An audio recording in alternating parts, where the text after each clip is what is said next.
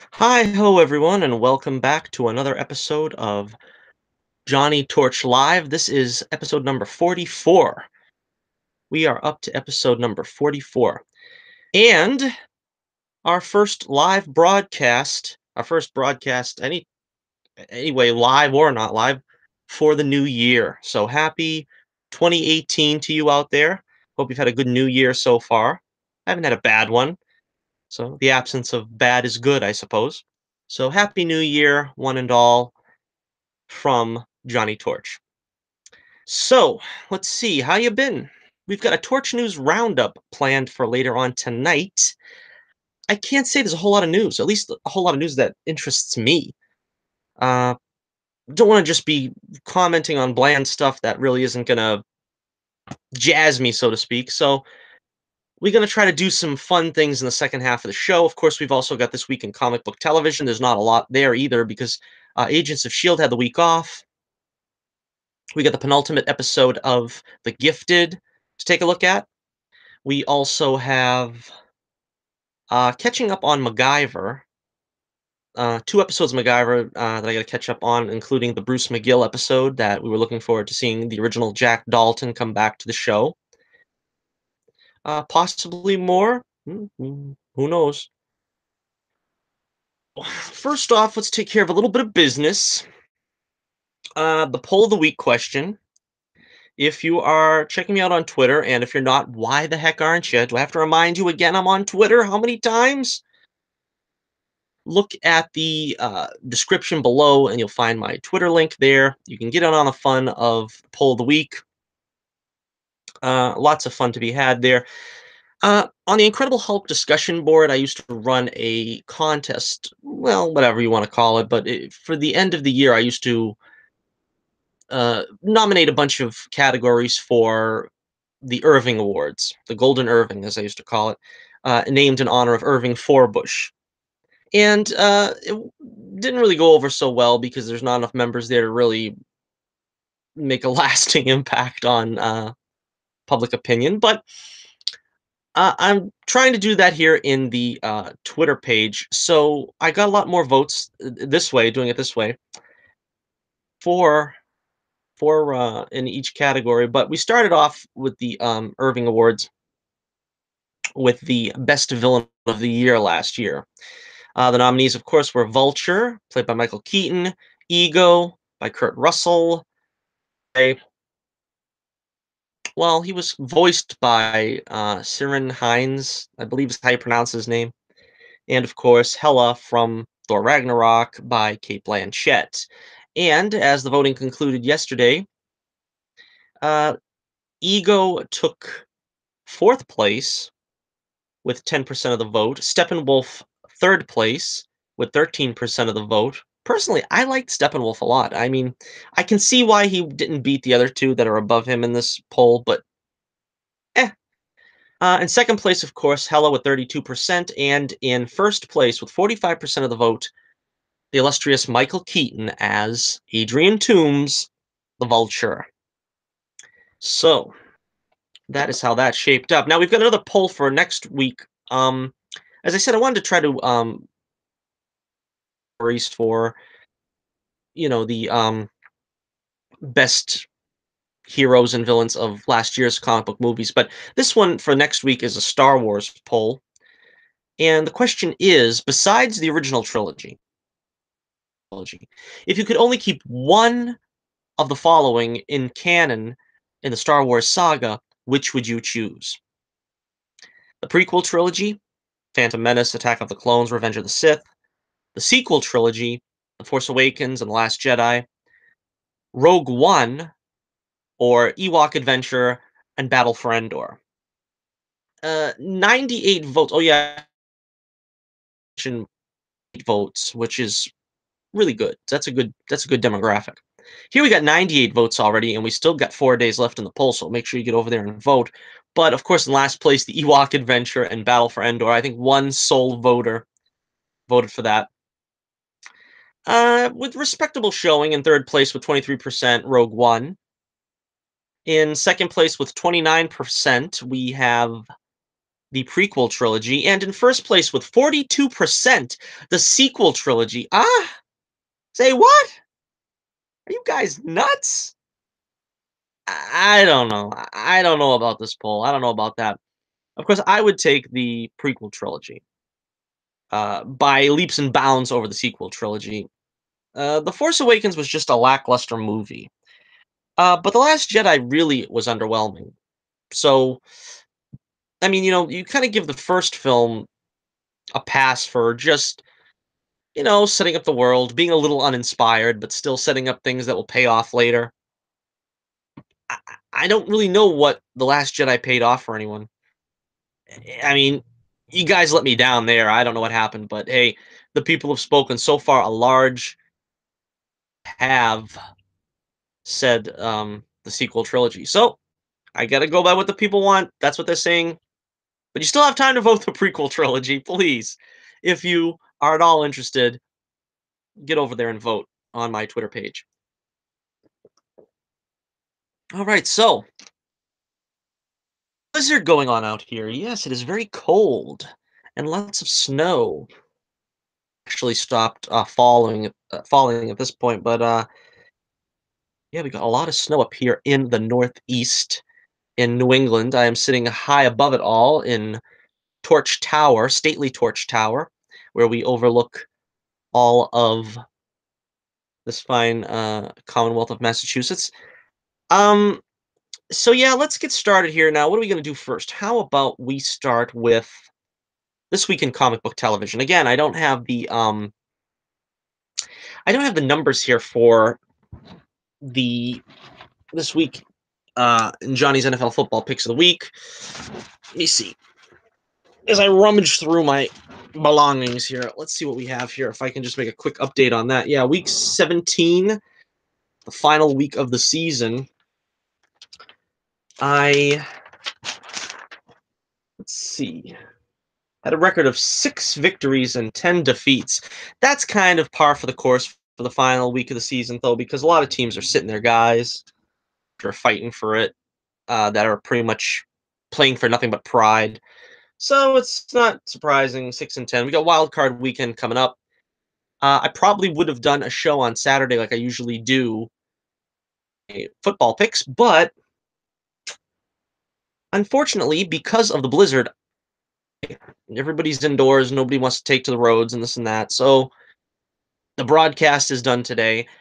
Like I said, I don't have a whole lot to talk about in the Torch News Roundup, so we're going to try to have a little fun. We've got viewer comments, we've got subscriber shout outs, we got some stuff to do later on tonight to hopefully, make this feel like a full show because there's not a lot to talk about here. Not a lot of shows on for the comic book week in comic book television, and there's not a lot of news really coming out. Of course, I got the chat room open if anybody wants to interact, as they say. It takes a while to get the show warmed up, but I think once we hit on a roll there, we really take no prisoners. Okay, let us take a look here at our first segment. We've got This Week in Comic Book Television. Of course, you want to be a wise guy, you can say, yeah, MacGyver's not a comic book show, but come on, he's part of that heightened, you know, action hero genre that I was brought up in, so he's always going to take a seat here at the comic book television table. First up here, we have this was episode number 9, I believe. This one was a couple weeks back with the holidays and stuff. A little bit backed up on some of these episodes, but got to both of these yesterday. All right, the gist of this one was Jack was trying to protect Riley's dad from unscrupulous characters that he was involved with, and he sort of, I don't know, double crossed them on some kind of heist thing or something that they did with a Jackie Robinson ball. Um, I don't know. In the end, Riley ends up helping them fake a Jackie Robinson autograph ball so that they could, you know, swindle these hustlers. And I don't know. Then Billy Baldwin takes a beating anyway. I don't know. I don't know. Was there any other way they could have resolved that situation other than trying to forge a ball? I mean, is the Phoenix Foundation okay with that? Do they okay that stuff? I don't know. I just found the whole premise really strange, to be honest with you. I don't know what the heck that was all about. Frankly, I'm not crazy about this Billy Baldwin subplot. I mean, I think it's something that they should have hit and release. You know what I mean? Just don't string the storyline out too long. I mean, if he's gonna like or something, just do it and get it over with. Or he's gonna end up being a skunk again, and something's gonna happen that's gonna break Riley's trust in him or whatever. Let's just do it and get it over with. I don't really see carrying the storyline out too long really beneficial to anyone. I don't know. That's just me, I suppose. So we have Mac still thinks that Maddie had something to do with his dad's disappearance because we saw her reflection in the window of the video that he saw or something. Um,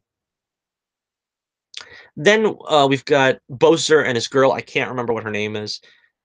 They were handcuffed and on the run from gunmen.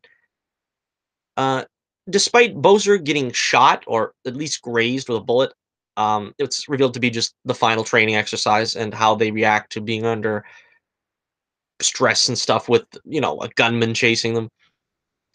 Despite getting together at the end of the episode, if you know what I mean, they're forbidden from seeing each other and decide to try to carry on a relationship, even though they're not allowed to, you know, fraternize anymore. I guess I don't really know how that works in the spy field. I didn't know that that's what happens, but I guess maybe it makes sense. It's another one of those things. Was it like a Jedi thing, no attachments. I don't know.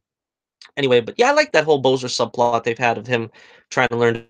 It's fun. I like Bozer. He's a good character. He's funny. That actor. He's funny, and he's like I said, sort of an everyman character. You know, what I mean, he's not one of these guys like Jack and MacGyver that go off and can handle a situation. So it's fun to see him sort of learning the ropes.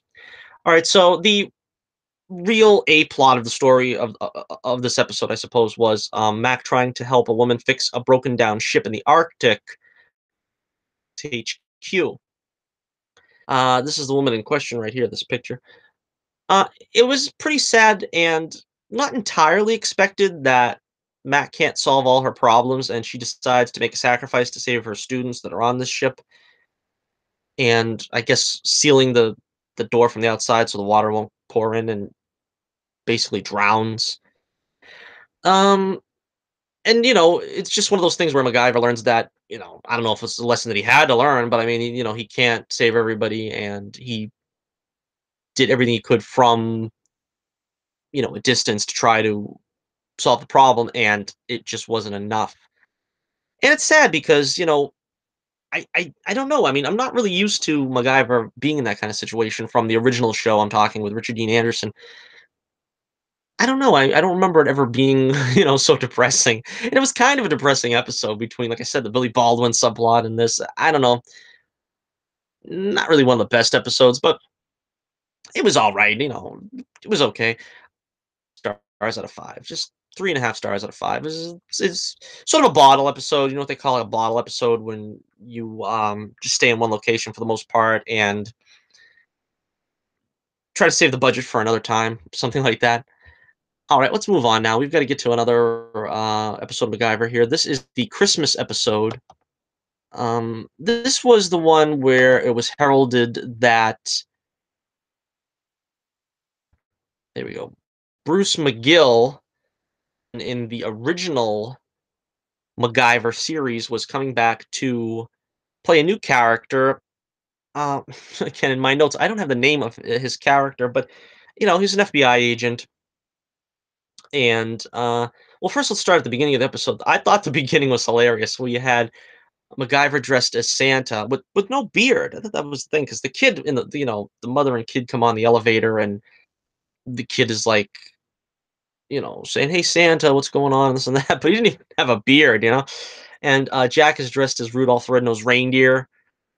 And they're stashing some guy in a sack. We don't ever know what happened, and the guy's like moving around, and Jack is like pummeling the sack. It was pretty funny. I thought that was arguably the best part of the episode. All right, so all right, on Christmas Eve, the police want to arrest arrest Mac for a bomb explosion that killed someone off a bomb to destroy. It was like an arms shipment or something that was like a lot of weapons. Um, Bruce McGill charges him with domestic terrorism, so he gets held like a terrorist. The team try to figure out what to do to you know free Mac from this predicament. Bose remembers that the victim was alive. Figures out you know how the body was placed. Of course, was after the alleged victim was killed. Come to find out, there's a Mexican drug lord that wants to kill MacGyver, and I don't know. Honestly, I might have missed something. I don't know. I don't really know why the cartel guy or whatever was trying to kill MacGyver. I was tired. I don't know if I missed something important, but he breaks into the FBI office to try to kill MacGyver. I mean, it's not enough that he's taken the fall for a murder. Now this guy wants to come in and kill MacGyver. It didn't make any sense to me. Maybe it was just me. I don't know. Maybe I should watch the episode again. Like I said, I was tired. Maybe I missed a detail or something. Um, so Max saves Bruce McGill and the other guy over there behind him with an exploding pen. That was pretty cool. That seemed like a pretty good MacGyver gimmick. Although his gimmicks, I don't know, were they really ever that explosive? I don't think he usually used too many explosives. So yeah, to sum it up, I would have really liked to see Bruce McGill in a funny role because he was so hilarious in. He also brought a lot of warmth and humor. A lot of sort of a familial feeling to the MacGyver show. I mean, it was just Pete and Mac for pretty much the whole series. But then when you brought in Jack, it was like, yeah, you had the crazy uncle kind of coming in and you know bring a little more levity that you wanted to see your crazy uncle come in and just lighten the party after a while. Sort of what he brought to the table in the original show. I really didn't like seeing him as a generic FBI agent stuff. I knew that's what it was going to be, so I'm kind of let down in that respect, but it was a good episode, and McGill, of course, gives a great performance. I think he's played this role probably the past 20 years, every job he gets. So it wasn't difficult. Mac apparently gets a Christmas gift from his dad. I think he recognized the wrapping paper or something, and that was interesting. Um, is it going to be that Richard Dean Anderson appearance coming up? I don't know. I don't know. Probably not. I don't know if your guess is as good as mine. All right, but here we go. Here's the cliffhanger, and you know what ruined this cliffhanger? They said in the beginning of the credits, David Dalmasterson was going to be in the show. So all episode long, I'm waiting for him to show up. I'm like, "Where's Murdoch? Where's Murdoch? Where's Murdoch?" And so finally, at the end, when Cage goes back to her apartment to get her Christmas gifts or whatever, Murdoch was going to be there, David Dalmasterson. So Murdoch shows up at Cage's house and shoots her, apparently fatally. And she calls Mac on the phone. She manages to get her cell phone and cliffhanger. It's tomorrow. I think it's tomorrow. Is it going to be another week off? I don't know.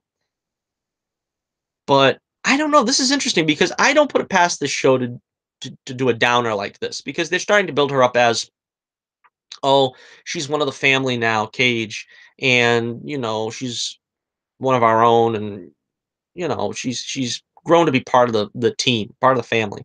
And for them to kill her off, I wouldn't be surprised because there really isn't a great role for her. She's just like you know, if you want to sub in like an experienced chick on a mission, you use her. But I don't know. I mean, is she expendable to the team for the show dynamic? Probably. But this should be good though. We're going to see Murdoch and Mac butt heads again, probably in the season finale. I don't know when the season's over. We're only about halfway through it, I think. Did they order a full season for the show? But yeah, this was a very good episode. Uh, it was another thing that was kind of confusing though was tell the FBI what Mac's real job was, that he's part of the Phoenix Foundation and stuff, because the cover is that it's a think tank and you can't tell anybody what it is. But it's like, at the end they obviously found out he was some kind of operative, and Jack Dalton doing the lawyer routine or whatever. That was pretty funny. I'm gonna give this one. I don't know. I'm gonna give it 4.5 stars out of 5. 4.5 stars out of 5 because I kind of hoped that they would have give Bruce McGill a more humorous role, but it was a good episode. Held my interest, and yeah, MacGyver's done pretty good this season. There's only been one or two episodes that were kind of dull. This wasn't one of them. This was one of the better ones. So we move on now to. All right, this is where a lot of people are expecting when I say comic book television, it to be a show like this. Here we go. We've got This Week in Comic Book Television with The Gifted's penultimate episode. Let's see, that means the next to last episode if you are not arrogant like that. All right, and here we find out that the name of this is I don't know if that's how you pronounce it, Azimuth. That's the way it sounds like they're saying it to me, so I don't know. But Azimuth, as we found out 2 weeks ago in the cliffhanger ending, that she is actually three, count them, three super chicks all in a row, and she's working for a guy in charge of bringing the Hellfire Club back. That was an interesting concept. She's working for the Hellfire Club. Well, the show started off with sort of a heavy-handed flashback of Blink. I don't usually accuse the show of being heavy-handed, so honestly, this is not me griping unnecessarily. I did think this was kind of heavy-handed, where I don't know. There's this anti-mutant group. They had these in the animated series, so I'm not trying to like. But when you see it in real life, it seems a little more. I don't know. I mean, this is not like we're not in the 1920s anymore, where you get a group of people to run somebody out of town. You know what I mean? It don't seem like you know very genuine. But you know, who am I to say? This is not exactly real life. This is a heightened reality. This X-Men universe with mutants and stuff. So all right, so we start with the Dreamer funeral. She passed on, of course, of the bullet wound that Dr. Campbell, I think, is his name, and that was a nice scene. It was you know going back and forth between the agent funeral that he died. I didn't even remember him, but and then the other funeral being Dreamers. All right, so at the end of all here, we got Reed wanting to head for the border. He wants to run to the border, run for the shadows, run for the shadows. And he wants to take the family over to Mexico. Marcos wants to talk him out of it, but he really didn't succeed. Now, Sage says that their name is Frost, name or their name or whatever, leading us to believe that it's probably a descendant of, the one and only Emma Frost, possibly. Do you think? Yeah, and she has the telepathic abilities of an Emma Frost. She's got the good looks of an Emma Frost. Skylar Samuel's so hot, but I don't know. Are they gonna have an actual Emma Frost in this? That's one of those things that were it's like too good to hope for. I think. Am I the only one that wanted to see the Frost sisters sing "Mr. Sandman"? I mean, really, I would have loved to see that. That would have been something that would have made my day, but wasn't to be. Sage, by the way, Haley Lovett on my tweets. That's what's cool about the show, The Gifted, is I love live tweeting it because the cast actually interacts with the viewers for the most part. I mean, I think Agents of Shield. There's at least the pretense that they're interacting with because I see Ming-Na and Coulson and um, uh, I see them tweeting and Chloe Bennett, but it's like I guess it's like the seniors in high school or something. That's like a different clique. They seem to the viewers that are maybe died in the wool that have been there for day one and but what I've never seen them retweet or like anything I've said. But here on this show we've got I had Jamie Chung who plays Blink. Like one of my tweets, I had, like I said, Haley Lovett, um, the kid that plays Andy. I mean, yeah, it's like it's really cool because you feel like you're experiencing the show with them, and it's probably by design. They probably say, let's create this kind of positive atmosphere for the fans because the fans.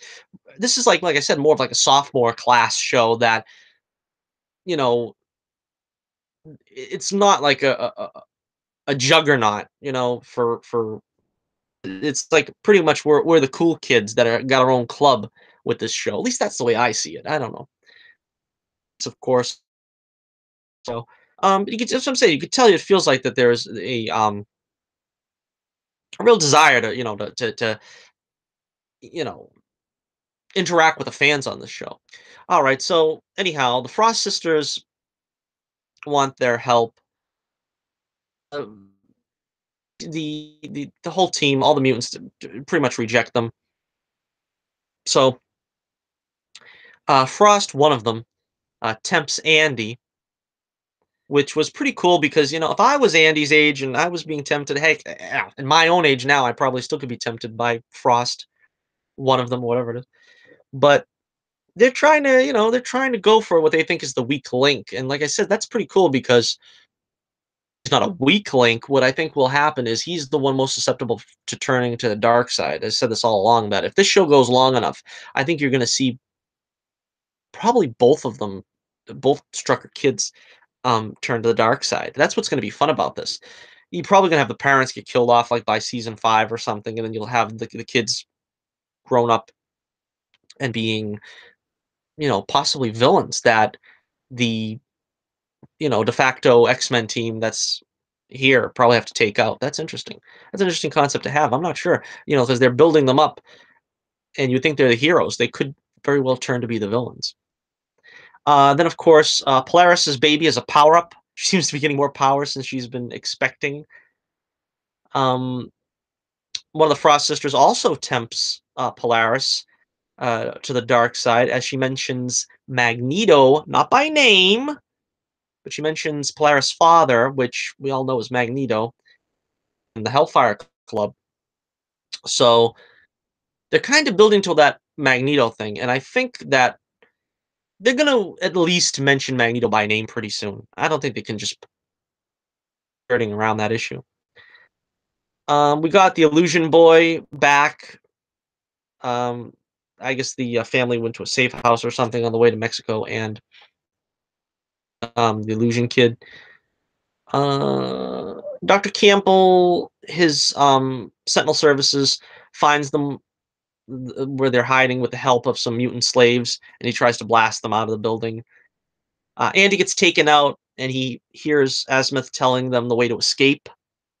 Frost is still working for the Hellfire Club, I guess, at the end of the show. Pretty good cliffhanger.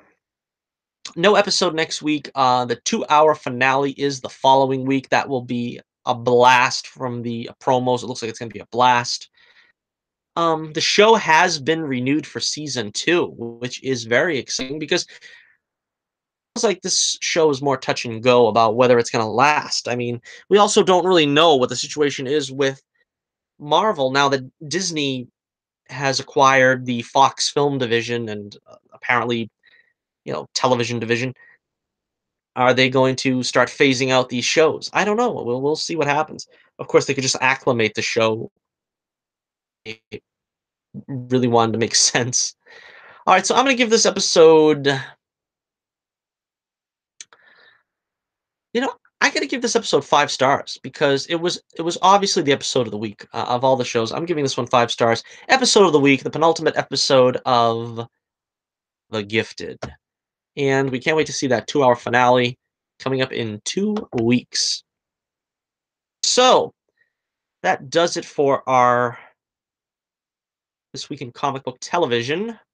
Now we move on and along to the Torch News Roundup for this week. It's not very long because not a lot of news, as I said before. Up we have 8 released for Krypton, and it will premiere March 21st, 2018. Now, the Sci-Fi Channel. Now, the Sci-Fi Channel has been very credited with this show.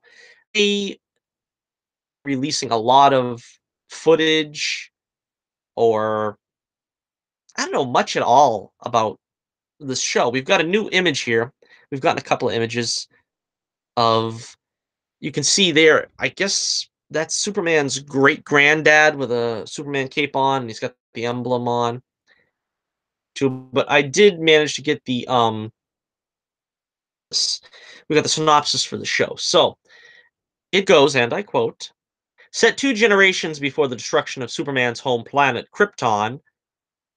2 generations. Jeez, wow. Anyway, Krypton follows Seg-El, Cameron Cuff, the legendary Man of Steel's grandfather, was ostracized and shamed.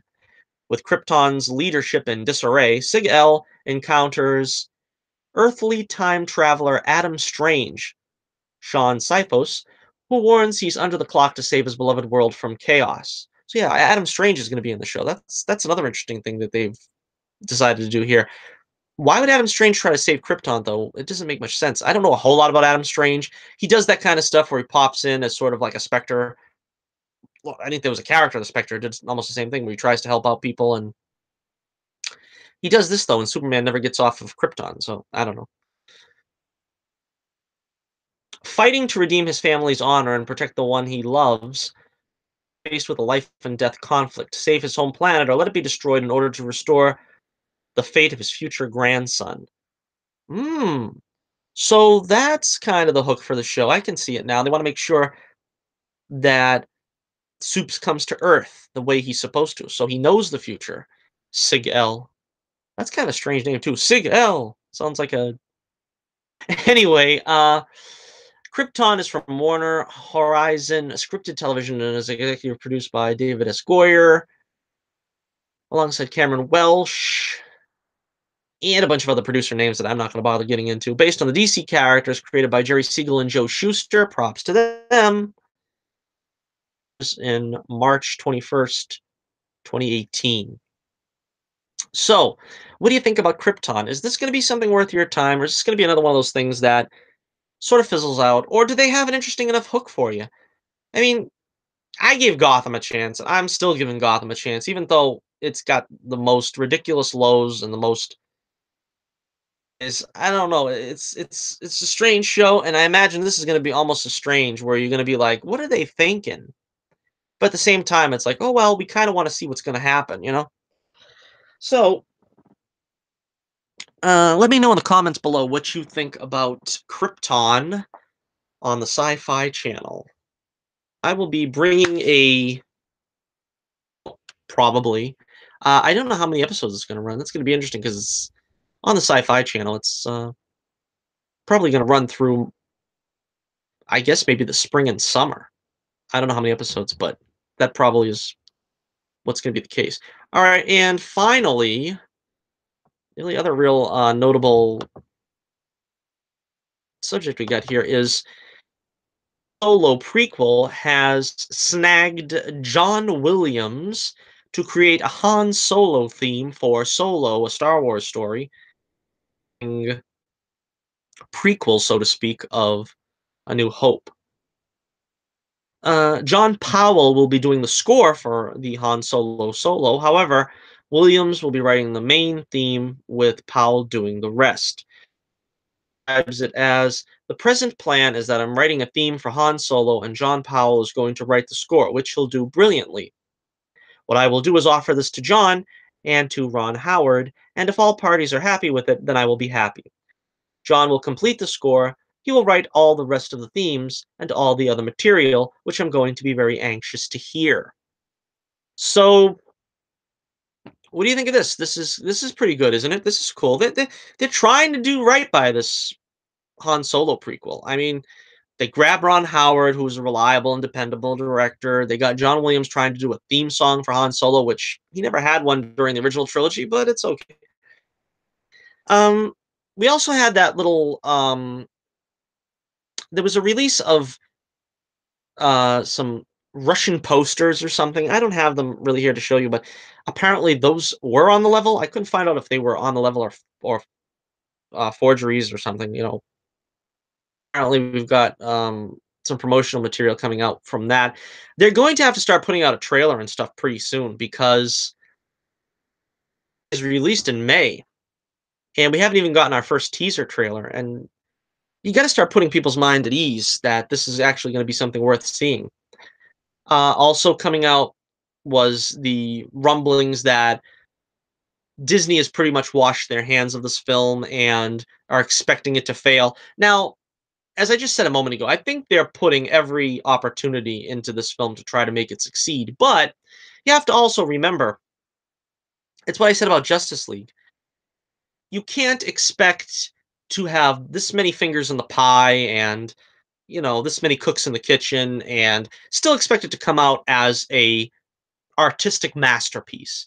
It's going to feel a little shoestrung together, a little cobbled together. It's going to feel like there has been a lot of tinkering. Best of situations, that's probably a given. So pretty sure that Disney's bracing isn't going to be an overwhelming success. There's been rumors that Alden Ehrenreich, is that how you pronounce his name? Alden Ehrenreich, coach because he can't act or something. I don't know.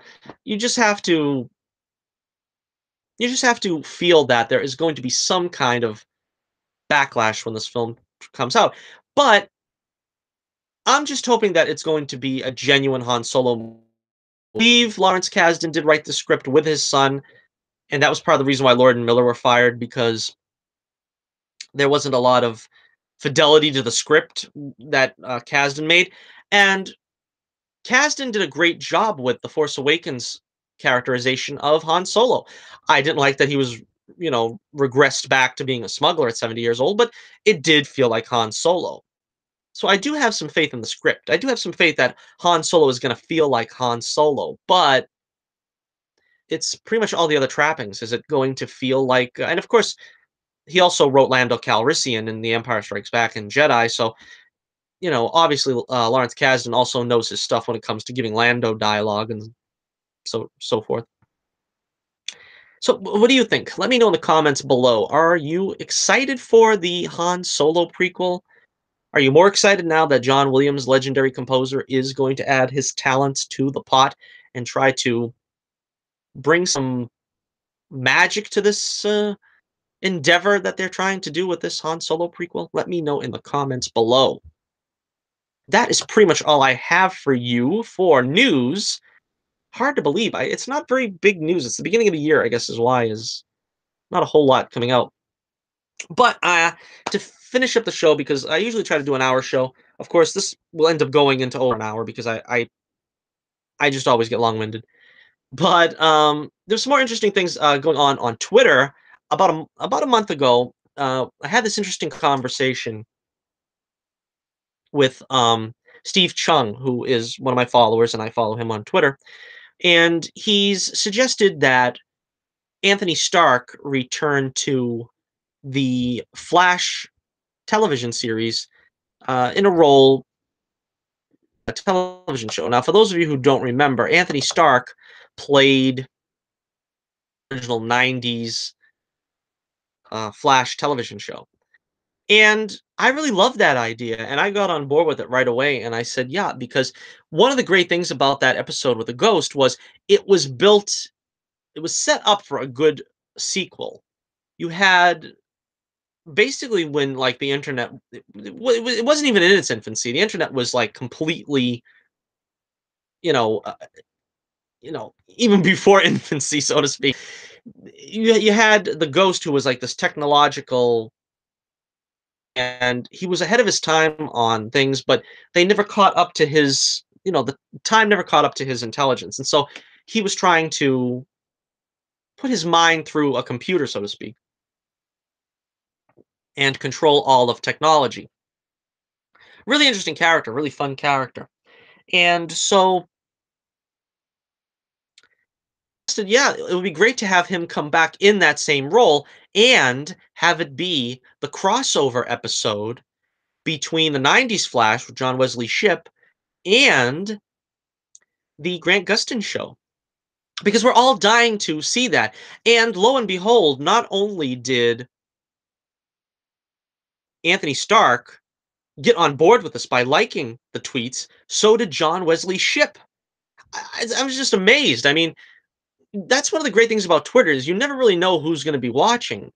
And to think that this guy that I watched all my life, Anthony Stark, he liked one of my tweets, and my hero, John Wesley Shipp, are you kidding me? When I was a kid, loved the Flash TV show with a passion that's reserved for very few things in this world. My hero, giving my uh, tweets a like. That's like something I never thought I'd ever see in my lifetime. So anyhow, if you guys ever see this, thanks for the likes on Wesley Shipp. Great guys both. Love to see them both in the crossover episode of The Flash. And John Wesley Shipp has been down for a return to the 90s show. And they've got Amanda Pays, who, guest stars on the 90s. I mean, who was a star of the 90s show, guest starring on the current show on CW. It's really not that difficult to just, you know, see that you got the whole cast pretty much here on board. Anthony Stark, as I said in my tweet, he's still working. He was on MacGyver a couple of months, but he's still working. He's a great actor. Let us have the plot of the crossover be, you know, the Ghost wakes up from his, you know, being connected to the, internet verse. He gets back into his own body, so to speak, and his body is aged, of course, because his mind has left it, but he's still, living. His mind goes back to his body. His body is freed from the internet, and he now, with all these years in the internet, his mind in the internet, he knows before and how to use technology to his advantage. And it would be just great seeing this payoff from this episode from years ago and finally getting to see John Wesley Shipp back in the original costume. This will just be great because also, if you don't remember the Ghost episode, the Ghost came from the 1950s. He was a kid in the 1950s, and then he froze himself, woke up in 1990, and was disappointed there were no rocket packs and everything. Really great episode. You should check it out if you haven't seen it. And you know, to see now that he flashes forward another, you know, potentially 30 years in the future here, how will he react to the the advances in technology that have happened in the years he's been building up this, mental encyclopedia that he has through the internet. It'll be great to see what he can do, and he'll be a really formidable enemy. Because I know the thing is to say, oh well, maybe we could dedicate the trickster to, the crossover. But to be honest, they already have Mark Hamill's trickster in the original form on the CW series. I mean, that trickster is pretty much the same trickster that grew up, so to speak. I mean, from the 90s, he just grew older and now he's on this show. There's no difference. So if we use the trickster from the 90s Flash, it's going to be the same thing. I say you definitely give him a cameo, but I mean, I don't know if that would be the fodder for a good crossover episode. You need some kind of earth shaking or earths shaking concept. I think this would be a good one. And like I said, both guys were on board, John Wesley Shipp and Anthony Stark. Let's make it happen. Let's get John Wesley Shipp back into the 90s Flash costume. Like I said, he's up for it. Let's see it happen. Come on, let's go. And I think that's what all the fans want too. There's a large fan base of the Flash 90s show because there really wasn't when I was a kid. Growing up, and I was devastated when the show was canceled. You really didn't hear anything about it. Everybody was like, "Oh well, let's move on to the next thing." Broken. I honestly didn't watch between the Flash being canceled and Superboy. I honestly didn't watch any other superhero television during the 90s, which there wasn't a lot, but you did have Swamp Thing, which I saw one or two episodes of. Never really got too much into that.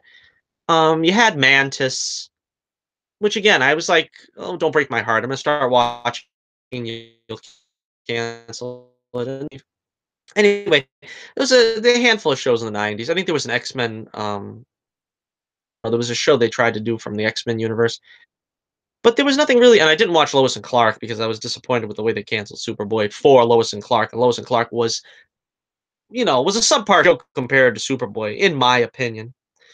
Um, that'll be great, and it kind of gave me the feeling of superhero or television episodes because that was a television episode.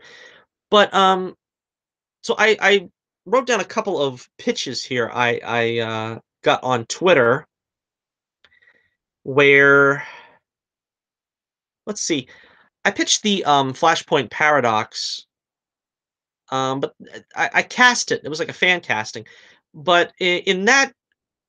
The only thing that needed to be cast, because of course you got Jeffrey Dean Morgan has already been cast in this universe as Thomas Wayne. Anybody that knows the story of Flashpoint, you probably already know what actors, what characters need to be in it. But my idea of fan casting though was for Mark Hamill to play Eobard Thawne.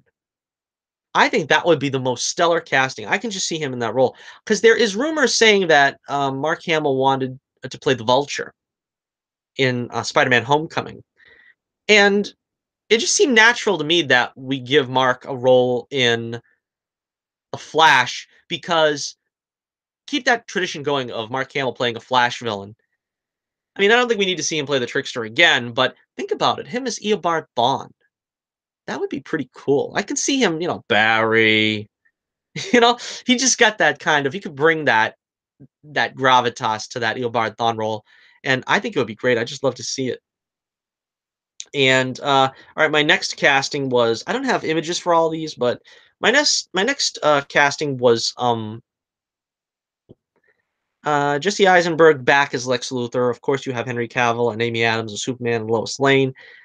Vin Diesel as Metallo.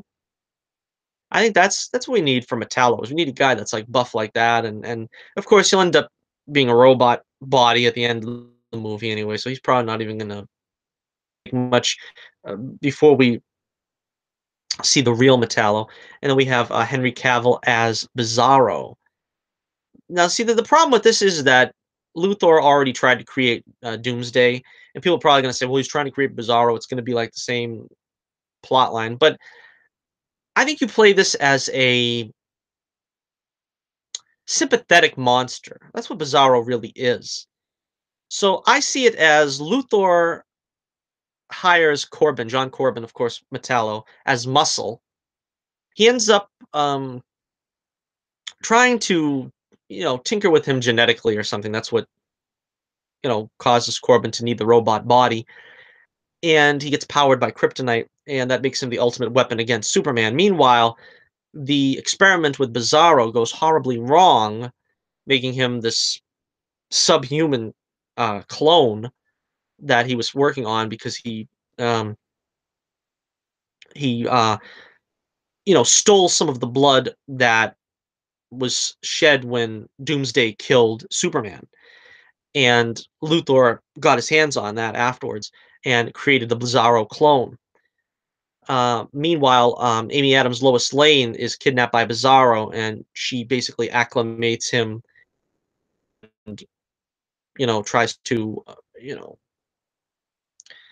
educate him, so to speak. So Superman has his hands full with both of them because Bizarro's in love with Lois, and he has to fight Bizarro. And then you've got Metallo, who is for Superman. And I think you got a great story there that hopefully they go for. I doubt it though. Like I said before, I don't like Brainiac. I don't want to see Brainiac in the sequel, but I really want to see a Man of Steel sequel, and hopefully that'll be the one. I say Patty Jenkins should direct it too. That's probably for the best. That if you want a good Superman sequel, give it to Patty Jenkins. All right, and my other one here. This is the one I thought I was going to talk a little bit longer about. Wants a Black Widow movie, a Black Widow solo. So let's see. That's why I'll give the image up here of the Black Widow. So For me, I've got the Black Widow movie starring Scarlett Johansson as the Black Widow, Fassbender as the Red Guardian, Emily Blunt as Madam Hydra, aka Viper, Jeremy Renner as Hawkeye, and Samuel L. Jackson as Nick Fury. And the synopsis, I went so far as to actually write this out, so this is the way I would do the story. Wanted by the government, Nick Fury is tasked with eliminating the Black Widow. On the run, she's swept up in an adventure with a mysterious figure from her past. Can he be trusted? Meanwhile, having heard of Nat's death at the hands of Fury, Clint Barton comes out of retirement to uncover the truth of his friend's fate. Little do they know, however, Viper has risen in power in the last remnants of Hydra and is set upon restoring their mystical leader, the legendary Red Skull, in a final attempt to bring Hydra back to its former glory. That's the story. That's what I think right there. That's what you do. That's how you do a Black Widow movie. Because what you really need is you need to see more of Natasha's backstory. And it's made to order with a character of the Red Guardian, who, if you don't know, was her husband in the comics, and he died, and in the Avengers and issues. He wasn't a very big player, but I think you spin that into a much more interesting story here, where you have trying to recruit her into some kind of nefarious, heist or something.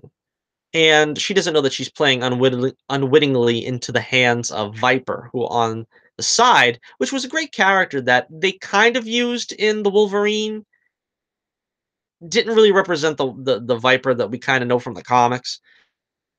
And I know we kind of played Hydra out into the ground, but I think this would be the best way because Viper is sort of a Shield slash Black Widow villain, I think.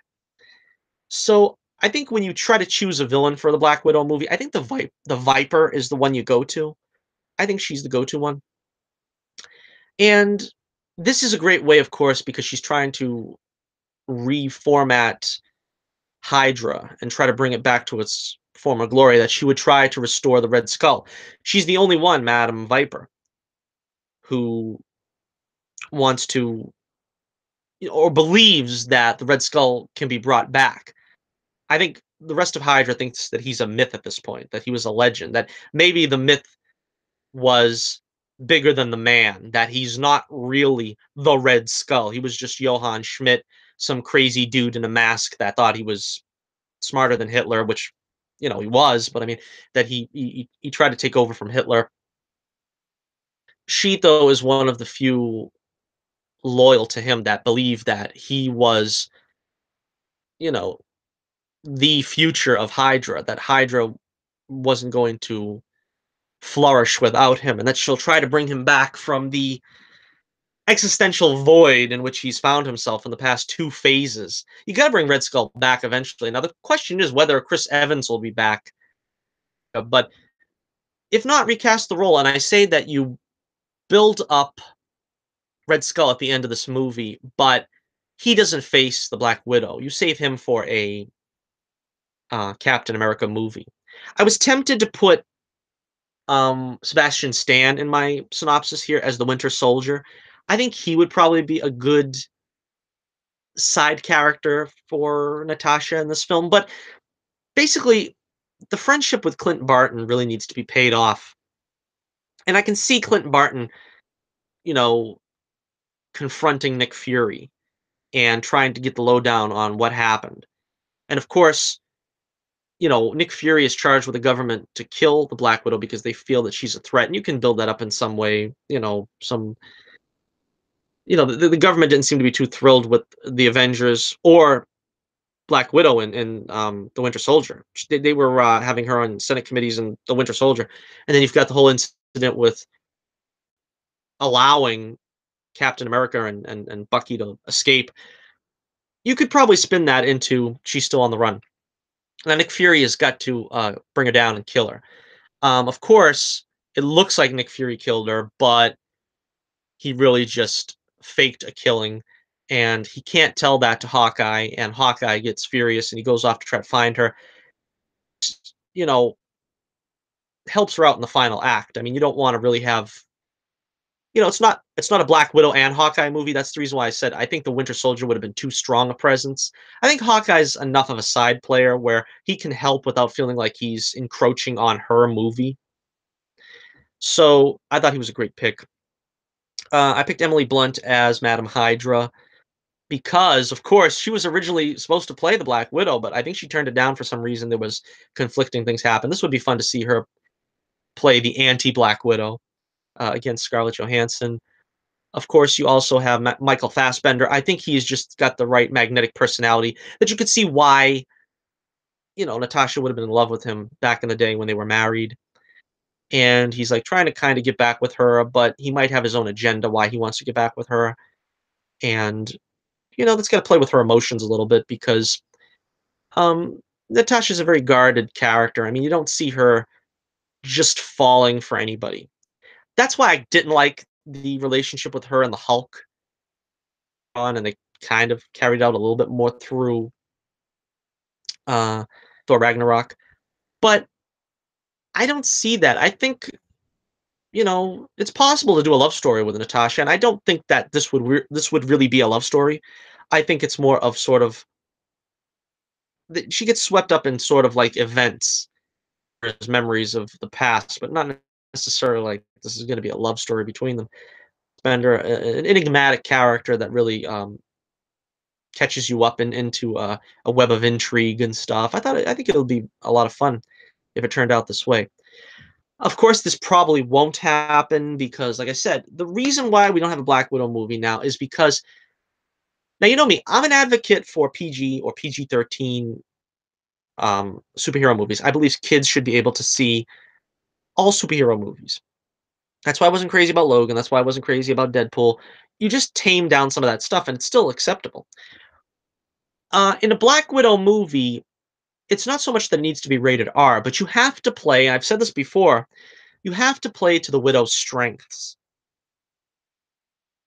Now, you have to admit that using feminine wiles, as they say, and the art of seduction is part of the Widow's skill set. We've seen a little bit of that in Avengers. And the reason why we've seen it there just a little bit, of course, was because Disney didn't own the brand at the time. So now, of course, they want to market toys, and you can't market, you know, Black Widow in sultry cocktail dress. You know what I mean? You're not gonna try to sell that on little girls. And especially if you look at the Star Wars products that they did, where they've made up this whole figure line for girls of Princess Leia and Rey and Jin.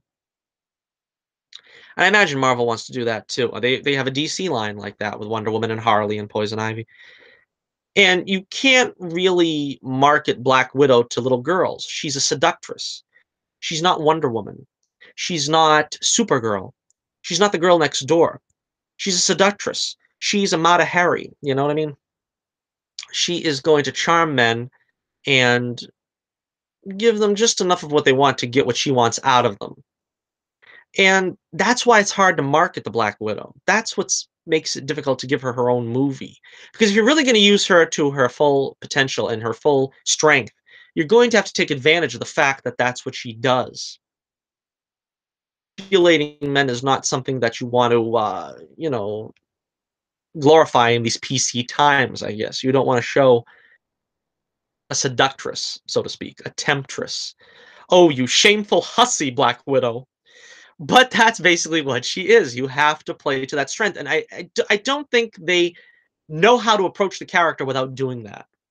And I think that once they figure out how without using that side of her, it's going to be boring. It's going to be a letdown. It's going to be uninteresting. And I think they know it. I think Kevin Feige knows this. I think if he had his way, he probably would have done a Black Widow movie long ago. But that is what's holding it back. The fact that Black Widow's not a not a politically correct character. She's very politically incorrect. She's Russian. She's got very loose moral scruples. That's what I loved about her in The Winter Soldier. We got to see some of that, but it wasn't on display. It was just lip service to the fact that she can be whatever you want her to be at any given time. And of course, she's with, you know, Captain America, the ultimate Boy Scout, and she's not going to be any more than just a pal. But you have to understand that you have to use the Black Widow to that end, where she's going to do whatever it takes to fulfill a mission. And like Nick Fury said, Natasha's all right with everything. And it's not something that can easily be displayed for the youngins in the audience, especially the little girls. If you want to market the Black Widow movie to little girls and have little action figures and little, pajamas of the Black Widow, even though she's extremely popular and a great character, you're not going to be able to market her like Wonder Woman or, like I said, Supergirl or one of the squeaky clean representatives of the feminine superhero. And that's what the problem inevitably always boils down to. All right, so let me know what you think in the comments below about my pitch for the Black Widow solo movie and why I think it won't happen. Now, you can also let me know your pitches. What do you think should be a basis for a Black Widow solo movie? What do you think should be the basis of a Man of Steel 2? What do you think should be the basis of? I'm trying to think of a pitch for Batgirl. That's a little bit tougher too. Um, I'm thinking of maybe a pitch for Spider-Man Homecoming sequel. If you can come up with a pitch for one of those things before I do, let me know, and let me know what you think about the pitches I've given. And what do you think about Mark Hamill as Eobard Thawne? I think he'll be great as Eobard Thawne. Let me know what you think about these of mine in the comments below. Alrighty, now we've got about an hour here, but I will still continue on here to read the comments. I've been waiting to get some comments. I got a couple today.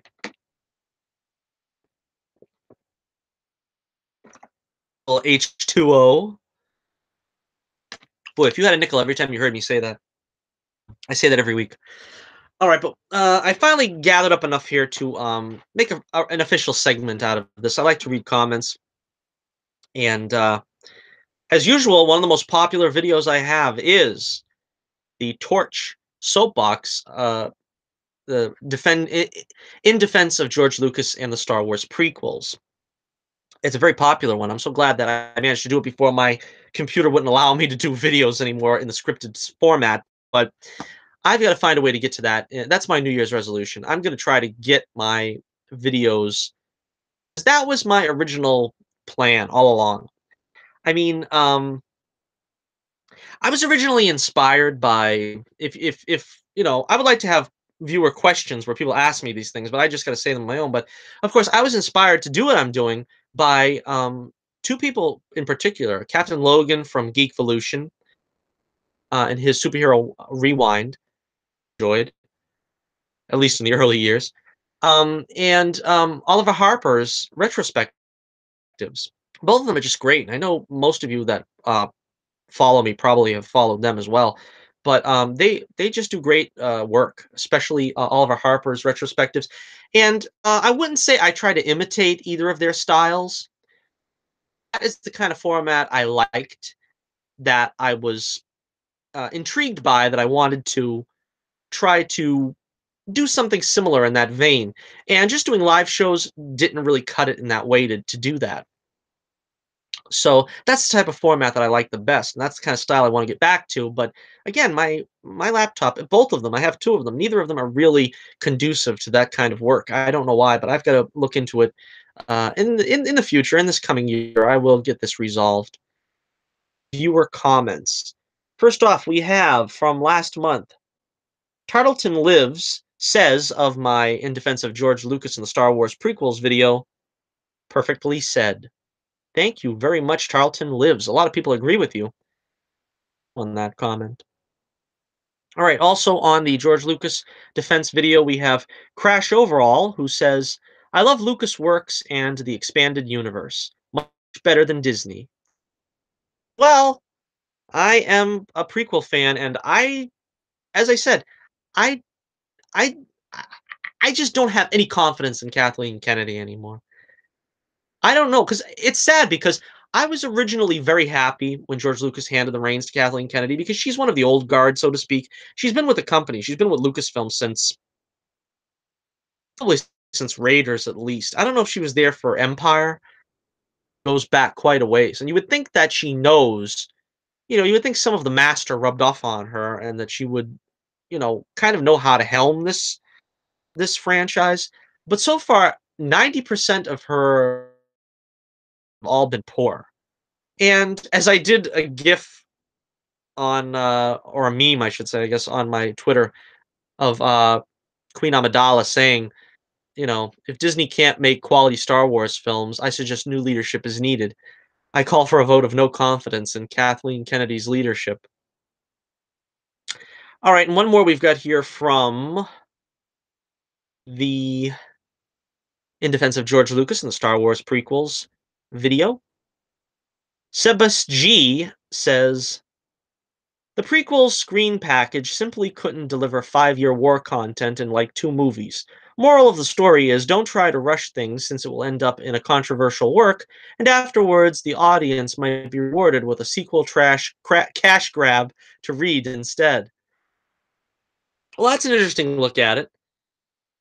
Yeah, I can see what you mean. I never really had too much of a problem with the fact that they didn't show too much of the Clone Wars.